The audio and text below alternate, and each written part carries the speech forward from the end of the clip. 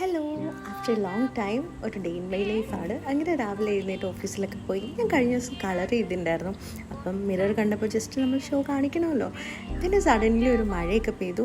ഇന്ന് നമ്മുടെ ഓഫീസിൽ ഒരു മന്ത്ലി ഗാദറിങ് എല്ലാ മന്തും ഉണ്ട്. അപ്പം ഇന്നായിരുന്നു ആ ഡേ.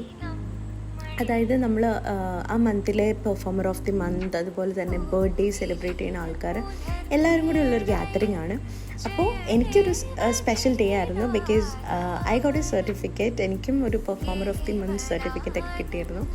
അങ്ങനെ എല്ലാവരും കേക്ക് കട്ടിങ് ഒക്കെ കഴിഞ്ഞു. ഞാൻ കേക്ക് കഴിച്ചില്ല, ബിക്കോസ് ഞാൻ ഡയറ്റ് ആയതുകൊണ്ടും എനിക്ക് സ്വീറ്റ് അത്ര ഇഷ്ടമല്ലാത്തത് കൊണ്ടും ഞാൻ കേക്ക് കഴിച്ചില്ല. ഇതാണ് എൻ്റെ സർട്ടിഫിക്കറ്റ്. ആൻഡ് ഇത് വൺ ഓഫ് ദി മാനേജേഴ്സ് ആണ് മാർക്കറ്റിങ്ങിൽ. ആൻഡ് ലഞ്ച് ഞാൻ വീട്ടിൽ നിന്ന് കൊണ്ടുപോയിരുന്നു, ബിക്കോസ് എനിക്ക് ഡയറ്റ് ആയതുകൊണ്ട് ഞാൻ അവിടുന്ന് ഫുഡ് കഴിക്കില്ല.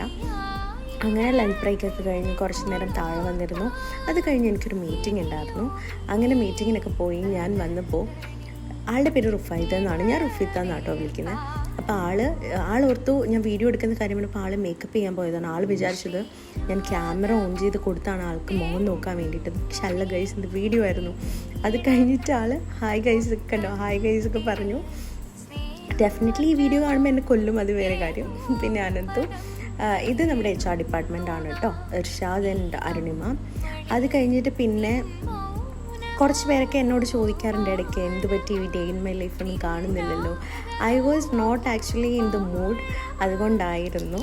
ആൻഡ് ഈവനിങ് വന്നു. അത് കഴിഞ്ഞ് എനിക്ക് ഓൺലൈൻ ക്ലാസ് എടുക്കുന്നുണ്ട് ഞാനിപ്പോൾ. ഇത്രയേ ഉള്ളൂ. ബൈ.